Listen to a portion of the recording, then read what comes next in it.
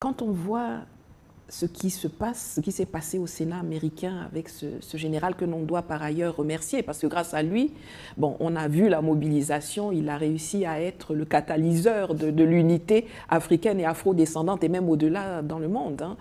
Mais quand on voit ce qui s'est passé là-bas, aujourd'hui, les jeunes et les moins jeunes comprennent que quand ils parlent comme ça au Sénat là-bas, ça veut dire que peut-être dans les 6 mois, 1 an, il y a quelque chose qui va se passer et on va éliminer ce capitaine qui incarne tellement d'espoir.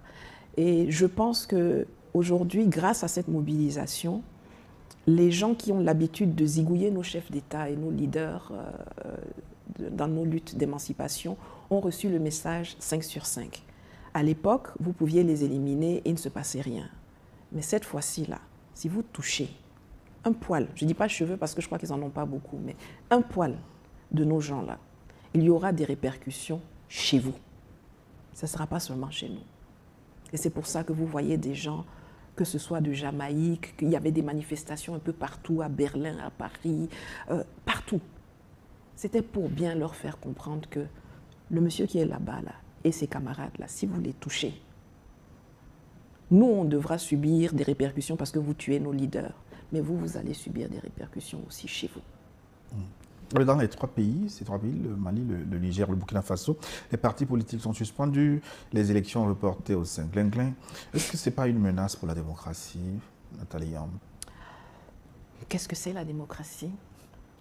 Je veux dire, est-ce que c'est la démocratie que nous voulions en Afrique?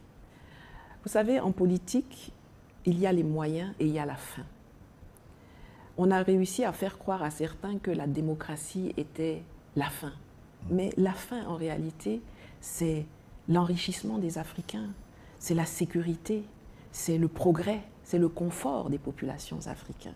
C'est le fait de pouvoir vivre dignement, en sécurité, confortablement en Afrique. C'est ça la fin. On a des moyens, on nous a fait croire que la démocratie était un moyen pour arriver à cette fin. 30 ans après l'instauration de la démocratie bolienne, bon, on a vu là où on est arrivé, c'est pas là. On est arrivé dans le terrorisme, on est arrivé dans la gabégie, on est arrivé dans la violence, on est arrivé dans le néocolonialisme appauvrissant. Donc, je suis assez ravie que les partis politiques et la démocratie aujourd'hui soient mis à nu et que nous soyons tous d'accord qu'ils ne nous ont pas amenés là où notre objectif est. Vivre mieux, vivre en paix, vivre dignement en tant qu'Africains en Afrique. Vous ne craignez pas des dérives dans le futur? Des dérives dans quel sens? La dictature qui s'éternise, le pouvoir fort qui... Bon, voilà la démocratie qui s'éternise. Vous avez vu où on est? Vous savez, moi, ce n'est pas l'architecture du mode de gouvernement qui m'intéresse. C'est la finalité. Qu'une personne soit en civil ou en uniforme, qu'une personne soit dans un régime présidentiel, dans une monarchie, dans une dictature ou dans un régime parlementaire, peu importe. Ce qui importe, c'est qu'est-ce qu'il fait à la place où il est. Si c'est un dictateur, mais que ce dictateur-là fait que les conditions de vie s'améliorent, que les gens vivent mieux, qu'ils peuvent scolariser leurs enfants, qu'ils peuvent se soigner chez eux, dans leur pays, sans avoir à prendre l'avion s'ils sont riches ou à mourir s'ils sont pauvres. Mais le dictateur n'a qu'à rester. Il nous arrange. Singapour, dont on parle aujourd'hui, là, ce n'était pas la démocratie, hein. Mais, voilà, on cite le pays en exemple. Donc, ces catégorisations, démocratie, dictateur, c'est pas ça. Ça, c'est des mots, c'est des habits. Qu'est-ce que la personne qui est là fait? Si elle travaille pour les intérêts de ces populations, elle n'a qu'à rester. Si vous l'appelez dictateur, soit, appelons-le dictateur, il est le dictateur, il n'a qu'à rester. Maintenant, si c'est un démocrate, mais qu'il ne faut rien, il n'a qu'à partir. Ranko Mali, ces décisions de suspension des partis politiques suscitent déjà les mouvements de rue. Les politiciens doivent-ils prendre leur mal en patience, selon vous? Déjà, des mouvements de rue, c'est peut-être 3 pelés, 4 tondus. Hein, je veux dire, qu'est-ce qu'on appelle mouvement de rue? Les politiciens eux-mêmes qui bavardent beaucoup, on les a pas. Vous les avez vus dans la rue, vous? Moi, je ne les ai pas vus. J'ai vu une poignée de personnes qui étaient là et j'ai vu beaucoup plus de jeunes, d'ailleurs, qui manifestaient contre ces personnes-là dans la rue. Maintenant, est-ce qu'ils doivent prendre leur mal en patience? Je pense que les politiciens sont le mal. Les politiciens sont le mal. Ils nous ont montré depuis tellement longtemps qu'ils sont les instruments par lesquels on passe pour nous maintenir en bas, pour faire qu'on accepte des choses qui sont inacceptables. Il n'y a aucune raison que quand on arrive en Afrique, on nous dise que le seuil de pauvreté, c'est quand tu vis avec moins de 2 dollars par jour. Mais quand tu es en Europe, le seuil de pauvreté, c'est quand tu as moins de 1000 euros par jour. Pourquoi? On n'est pas tous humains. On est tous des humains, d'abord. Pourquoi nos politiciens acceptent ça? Les hommes politiques nous ont montré qu'ils sont le mal. Donc, ils n'ont qu'à prendre leur mal en patience. Ils sont en bonne compagnie là-bas avec le mal, puisque eux-mêmes sont le mal. Je n'ai aucune pitié pour les hommes politiques. Et je le dis d'autant plus sereinement que moi-même, j'ai travaillé à la mise en place d'un parti politique à l'époque en Côte d'Ivoire. Donc, j'ai essayé cette façon de contribuer au combat. J'ai vu ses limites. Je ne suis plus là-dedans. Et je suis donc très décomplexée pour le dire aujourd'hui. Sur le basculement politique ou géopolitique de l'AES vous semble durable? Est-ce que c'est un mouvement qui s'inscrit dans la durée? En tout cas, je l'espère et j'y travaille. C'est essentiel pour nous qu'il soit durable. Et je travaille à ce que je fais ma part pour qu'il puisse s'inscrire dans la durée. Vous savez, quand vous regardez notre histoire récente, vous voyez que tout se passe par cycle de 30 ans. On a eu d'abord l'esclavage, la colonisation, puis donc dans les années 60, l'indépendance. On a essayé l'indépendance. On a vu au bout de 30 ans que l'indépendance qu'on nous a donnée n'était pas une indépendance. Et donc, cette aspiration à de nouveau de la liberté s'est retranscrite par une aspiration à la démocratie dont on parlait tout à l'heure. Alors, on nous a donné la démocratie bolienne. Mitterrand s'est assis, il a mis ses élèves à côté là, il leur a dit, vous rentrez, vous allez faire le multipartisme et les élections, ce sera la démocratie. Mais ce n'est pas le multipartisme et les élections qui sont la démocratie. La démocratie, ce n'est pas les élections. Vous avez un multipartisme où vous avez les représentants du système france-africain au pouvoir et les mêmes qui sont aussi dans l'opposition. Les alternances se font à l'intérieur d'un même système. Bon, 30 ans plus tard, 2020, on se rend compte que la démocratie ne nous a rien apporté, tout comme les indépendances factices ne nous ont rien apporté. On est aujourd'hui dans les aspirations de panafricanisme et de souveraineté. Il faut s'assurer que dans 30 ans, nos petits-enfants ne seront pas de nouveau assis avec un nouveau concept à faire ce qu'il faut. Alors, on n'a jamais eu une occasion aussi grosse que celle de l'AES, où on a 3 pays dans un même espace géographique qui ont des militaires chevronnés à la tête de l'État, qui peuvent guider et faire des choses que des civils n'arriveraient pas à faire. Soyons francs, je ne vois pas vraiment des civils faire ce qu'ils sont en train de faire. C'est trop compliqué. Il faut avoir une carrure de guerrier pour le faire. Et donc, on n'a jamais eu ça comme ça. C'est le meilleur point d'avancement qu'on ait jamais eu. Et moi, je ferai tout ce qui est en possible pour consolider ça et inscrire cette souveraineté durement acquise, petit à petit, l'inscrire dans la durabilité. Mais vous semblez très optimiste, mais qu'est-ce qui explique la lenteur dans la prise de certaines décisions très attendues, comme une monnaie commune de l'AES, par exemple? Pourquoi ces pays ne sont pas encore débarrassés du franc CFA? Vous savez, déjà, une monnaie, on ne s'en débarrasse pas comme on s'en débarrasse de billets de Monopoly. Hein, on est dans la vraie vie. Il y a beaucoup de travail qui se fait qu'on ne voit pas.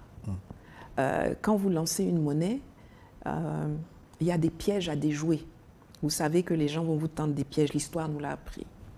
Il y a une confiance à bâtir. La monnaie, ce qui fait la valeur d'une monnaie, c'est la confiance qu'on lui prête.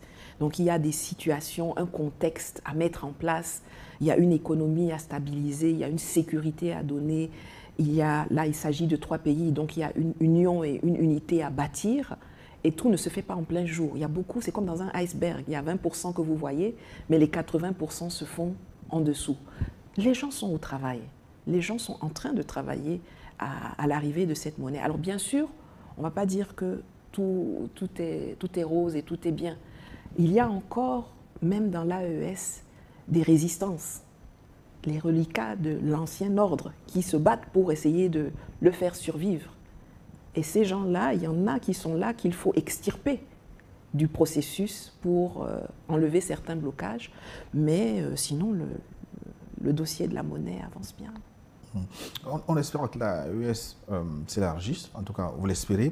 Mais pourquoi la Guinée et le Gabon, par exemple, qui sont passés également par une prise de pouvoir par l'armée, n'ont pas rejoint cette dynamique?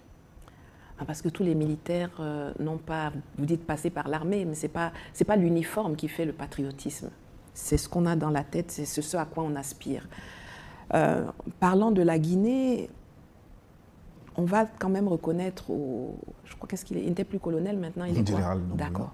On va dire au général, on va lui reconnaître le fait que quand les pays de l'AES étaient menacés par la CEDEAO sous embargo, des embargos inhumains, des saisies de comptes complètement illégales, il a fait preuve de solidarité. Il ne leur a pas fermé le port, ça il faut le reconnaître et lui dire merci. Mais ça n'empêche pas que depuis qu'on le voit évoluer, on se rappelle quand même que c'est un ancien légionnaire de l'armée française qui est marié avec son officier traitant. Et aujourd'hui, quand on voit des militaires français et des agents français s'installer en Guinée, ce n'est pas fait pour faire évoluer la confiance. Quant au Gabon, bon, lui, il n'a jamais fait semblant de ne pas être de la France-Afrique.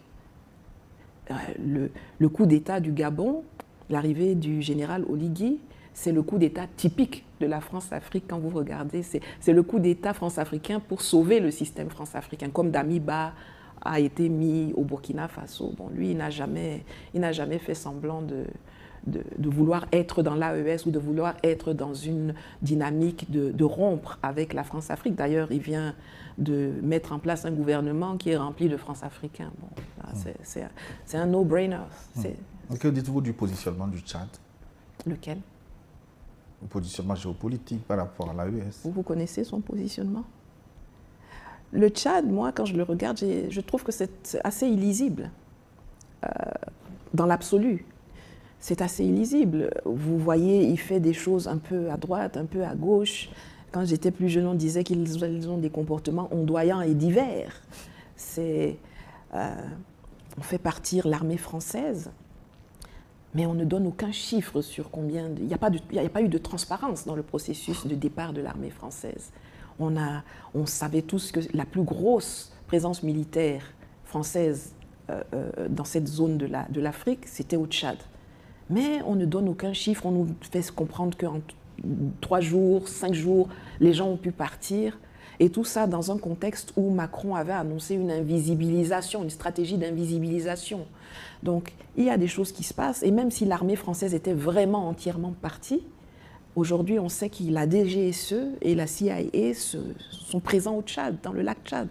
Donc est-ce que c'est à l'insu du gouvernement tchadien ou est-ce qu'ils le savent?